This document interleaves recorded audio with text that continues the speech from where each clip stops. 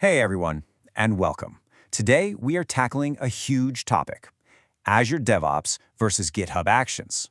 But listen, this isn't going to be just another tool versus tool showdown. We're going to frame this whole thing as a journey. Think of it as a guide to help you pick the right path to seriously level up your entire development process. All right, let's get into it. So if you're a developer, a team lead, or really anyone in that world, you are staring down this exact question, probably right now. Which CI/CD tool is the right one for us? And it's a really critical decision. It can pretty much define your team's speed, your efficiency, and honestly, your overall success. And hey, if you're feeling a little bit lost in all of this, you are not alone. It can absolutely feel like what WildNet Edge calls navigating a maze. There are so many choices out there, and the stakes feel really high. Okay, before we dive any deeper, let's just make sure we're all on the same page. CI/CD, it is all about automation. You can think of it as the engine of modern software development. It's what lets teams ship better code faster by automating that whole process from the moment you commit your code all the way to production.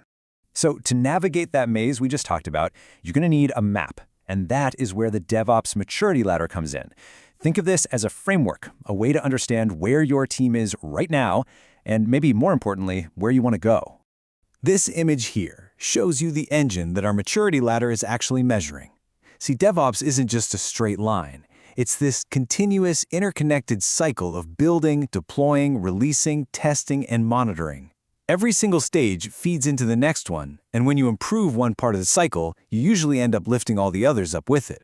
Okay, so here's the ladder itself. It's got 5 levels or rungs. Down at level 1, the initial stage, things are mostly manual, kind of chaotic. As you start to climb, you bring in some basic automation, and then you standardize it to achieve continuous integration at level 3. By the time you hit level 4, you're measuring everything and making data-driven decisions. And then at the very top, level 5, you're in this awesome state of continuous proactive improvement. The whole goal is to just keep climbing. And let's be honest, a lot of teams start right here, at the bottom of the ladder. If you're dealing with these frustratingly long release cycles, a ton of manual work, and deployments that feel totally unpredictable, you're probably at level 1. It's a really common place to be, but yeah, it can be a painful one. But here's the really good news. The motivation to climb this ladder is just immense. Improving your DevOps maturity isn't just some technical exercise. It delivers incredible, measurable results for the business. Let's actually look at some hard numbers from a case study by eInfochips. So, first off, imagine cutting the time it takes to just build your software by a quarter. That's a massive win in speed. It frees up your developers from just sitting around and waiting and lets them get back to doing what they do best, which is actually coding. Then you look at testing. A 60% reduction in the test cycle time? That's a game changer. It means you're getting faster feedback from QA, which gets new features and bug fixes to your users weeks, maybe even months sooner than you could before. And the payoff for your operations team is just staggering.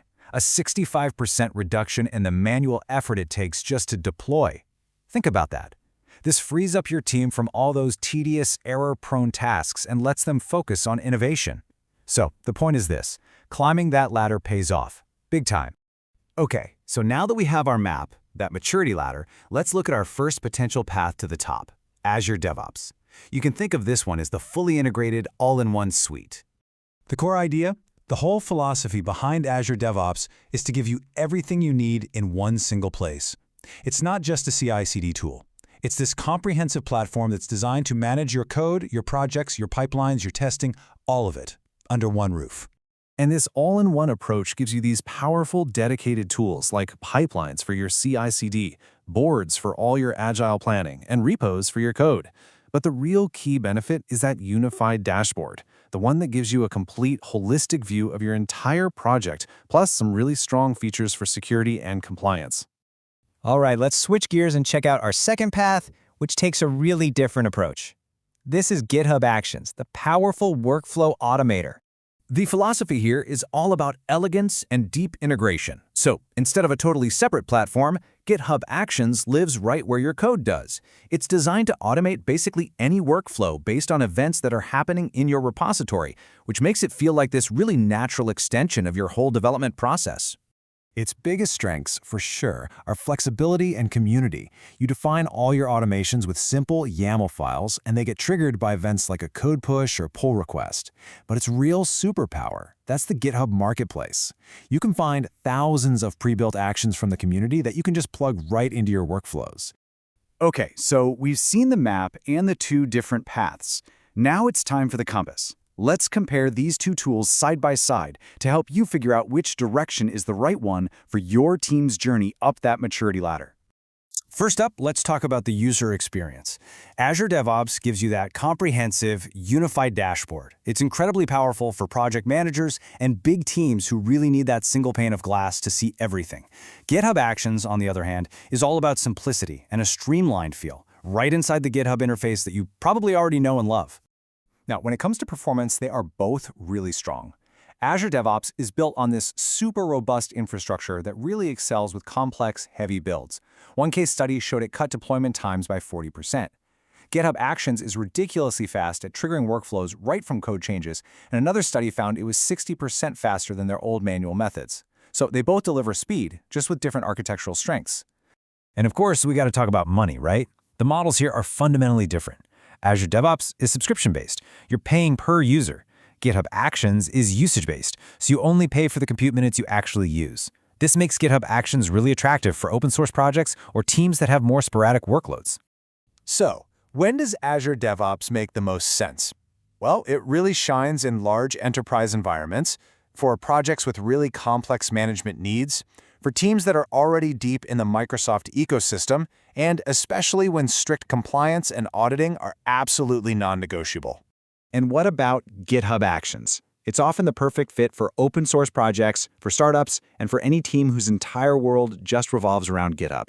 If your top priority is simplicity, flexibility, and just iterating as fast as possible, this is probably your path. So we're going to end right where we started, with a question. But this time, it's for you. Take a good look at that DevOps maturity ladder. Be really honest about where your team stands right now. And then, based on that, what's the very next step you need to take to start climbing?